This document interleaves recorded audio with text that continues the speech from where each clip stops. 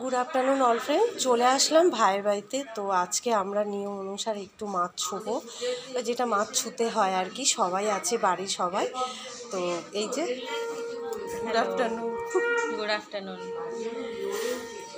নে hi everyone, আজকে আমাদের মৎস্যমুখী নিয়মভঙ্গ, তো সেটাই এখন আমরা সব লাঞ্চ করব। 13টা দিন কিভাবে কেটে গেল বোঝাই গেল না। আর সবাই ঘরেরই আমরা আছি, বাইরের কেউ নেই। তো এখন আমরা লাঞ্চ করব, তো নিয়মভঙ্গ হবে।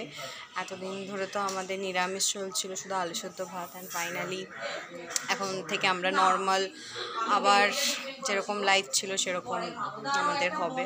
তো ভিডিওটা দেখতে থাকুন, আরও দিদি শেয়ার করবে, অ্যান্ড ভালো লাগলে লাইক করে দেবেন।